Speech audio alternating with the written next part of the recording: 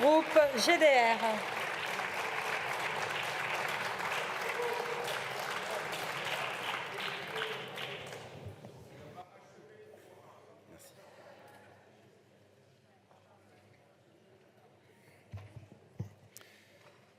Madame la Présidente, Madame la Première ministre, Mesdames et Messieurs les ministres, chers et chers collègues, une colère, pas un coup de colère, encore moins une vague de désapprobation, une profonde colère.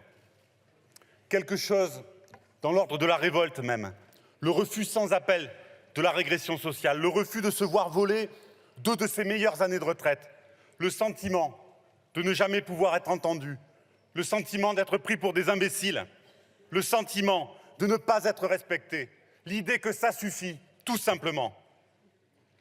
On ne méprise que les gens qui font des choses méprisables, écrivit Alberto Moravia. Qu'ont fait les ouvriers, les employés, les privés d'emploi pour mériter tant de mépris? Qu'ont fait les organisations syndicales? Qu'ont fait celles et ceux qui manifestent pour mériter tant de mépris? Qu'a fait notre peuple pour mériter tant de mépris? Car c'est ainsi qu'est vécue votre politique, c'est ainsi qu'est vécu votre entêtement, c'est ainsi que sont vécus votre discours et vos justifications toujours plus embrouillées. C'est ainsi qu'est vécu le 49-3, car ce n'est pas seulement à cette Assemblée qu'il a été infligé, c'est au pays tout entier. Je monte à cette tribune tremblant de cette colère, de cette résistance épidermique au mépris, de cet attachement viscéral à la dignité humaine. La dignité, c'est bien cela qui est en jeu.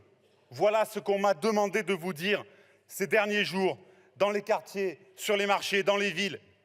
Hier soir, le président a exprimé son souhait que la loi aille au bout de son cheminement démocratique. Il faut arrêter de se moquer du monde. Je vous le dis comme je le pense, avec respect car du mépris, je n'en ai pas, mais avec colère, avec combativité, avec franchise. Je me demande comment vous pouvez être encore là à défendre votre réforme scélérate qui n'a pas de majorité dans cette Assemblée, qui en a encore moins dans le pays. Votre réforme est définitivement illégitime et vous vous trompez lourdement si vous pensez que vous pouvez vous en tirer comme ça, que c'était juste un mauvais moment à passer, que tout ça sera bientôt oublié. Ce n'est pas le caprice d'un enfant à la caisse du supermarché. Votre projet est grillé, vous avez perdu la bataille des retraites. Je ne veux même plus vous redire à quel point votre projet est scandaleux, injuste, injustifiable, inégalitaire, régressif, attentatoire au monde du travail et doucereux pour le monde de la finance. Je ne veux même plus vous redire à quel point nous sommes attachés à ce droit à une nouvelle étape de la vie, opposés à votre projet de société centré sur le profit, sur la personne humaine compétitive et rentable, réduite à produire et à consommer. Vous voulez faire de nous des hamsters dans leur roue qui rongent leur vie et leur planète. Je ne veux même plus vous dire à quel point vous avez été démasqués sur le diagnostic, à quel point vos opérations de publicité mensongère ont été ridicules, à quel point tout le monde a bien compris votre volonté d'affaiblir le droit solidaire à la retraite par répartition. Un tel changement ne peut exister sans être consenti. La seule chose à dire, c'est que cette réforme, quoi qu'on en pense, doit être retirée d'une manière ou d'une autre. Vous avez perdu à chaque étape, vous êtes passé outre. Et ce n'est pas faute de vous avoir alerté, de vous avoir appelé à la raison, à la lucidité, à la responsabilité. Vous auriez pu faire de cette épreuve un moment pour réparer, pour rassembler, pour apaiser. Vous auriez pu montrer la grandeur de la démocratie et de la République. Eh bien non, vous avez choisi de placer des engagements comptables au-dessus de la volonté populaire. Vous avez choisi de placer la satisfaction des intérêts de la finance au-dessus du bien-être social, au-dessus du respect du travail, au-dessus du droit mérité à la retraite. Emmanuel Macron l'avait dit, la belle affaire. Nul ne lui a confié les pouvoirs d'un monarque absolu. Votre responsabilité n'est pas d'exercer un pouvoir sans limite. Vous n'exercez de pouvoir qu'au nom du peuple. C'est avec lui que vous devez gouverner et non pas contre lui. Quel pays prétendez-vous gouverner ? Comprenez-vous ce qui est en train de se passer? La crise politique gravissime dans laquelle nous nous trouvons appelle un tout autre comportement qu'une attitude autoritaire, suffisante, paternaliste. Arrêtez de nous dire que vous faites ça pour notre bien. C'est insupportable. Ne faites pas le pari du pourrissement et de la répression. Plutôt que d'entraîner le pays dans cette régression sociale, dans cette tension, dans cette crise, Vous auriez pu initier des dynamiques pour s'attaquer avec beaucoup plus de force aux effets de la vie chère, à la faiblesse des salaires, à l'urgence culturelle, au malaise démocratique, à l'affaiblissement de la fonction publique, aux défis climatiques, au drame de la guerre. Vous avez tant sacrifié pour mener à terme votre mauvaise réforme. Et les projets que vous annoncez nous inquiètent au plus haut point parce que vous voulez continuer dans la même veine à remasteriser la France en effaçant le meilleur de son histoire pour imposer les canons du néolibéralisme qui défait la République et son pacte social. Où donc emmenez-vous ainsi le pays? Vous pouvez toujours pointer les responsabilités des autres. La vôtre est écrasante. Nous avons entendu les petites manipulations pour se rattraper aux branches. Cette motion tiendrait lieu de vote sur le texte.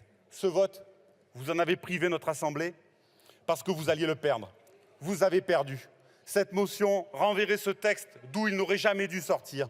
Mais désormais, la question va au-delà. La gravité de la situation provoquée par vos choix vous place dans l'incapacité de continuer à conduire la politique de la nation. Chers et chers collègues, par-delà les mesures elles-mêmes, chacune et chacun sait bien ici que ça ne peut pas continuer comme ça. Ne vous racontez pas d'histoire, ne cherchez pas d'excuses ou de justifications. Libérons ce gouvernement de ses responsabilités. C'est notre responsabilité de parlementaires. C'est notre responsabilité de lui demander de partir avec sa réforme sous le bras. Ne pas le faire, c'est d'abord accepter que cette mauvaise réforme demeure à l'ordre du jour. Ces 2 ans de plus, voulez-vous les imposer? Ne pas le faire, c'est aussi approfondir la crise démocratique et la crise institutionnelle, la crise de la République. Mesurer la fracture, mesurer la blessure, mesurer les effets. C'est la confiance dans la République et dans la démocratie qui est fragilisée.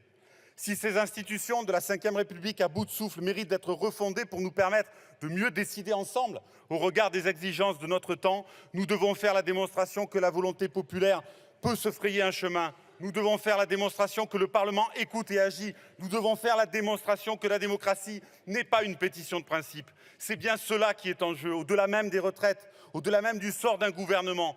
Et nous voulons saluer ici l'action résolue, rassembleuse, prometteuse des syndicats de ce pays, celle des militantes et des militants engagés dans l'action collective au sein de leurs entreprises, alors même que depuis tant d'années, les forces dominantes s'efforcent de les marginaliser, de mépriser leurs revendications, de limiter leur pouvoir et essayent de décourager les femmes et les hommes de se mobiliser et d'espérer.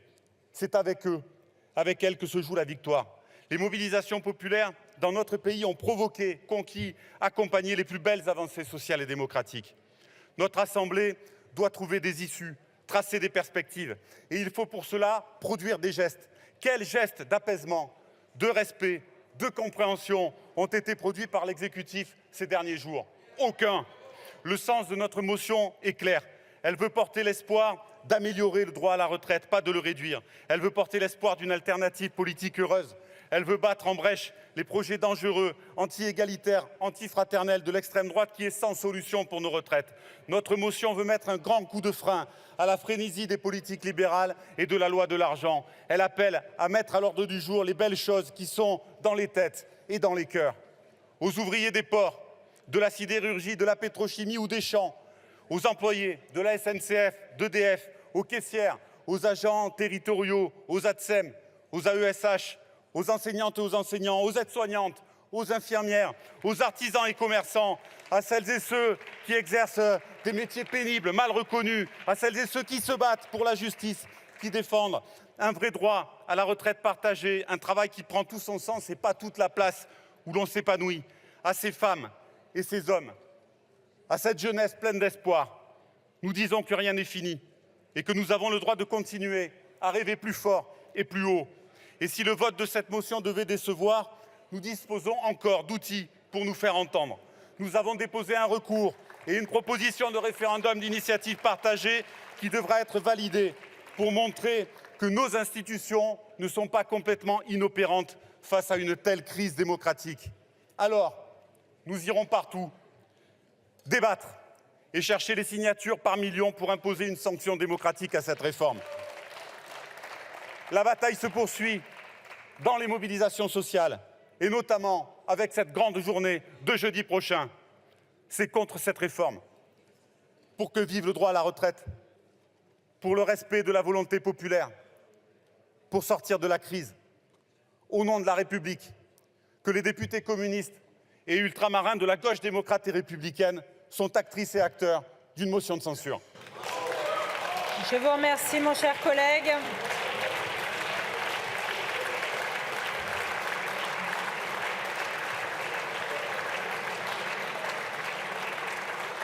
La parole est à monsieur Adrien Quatennens.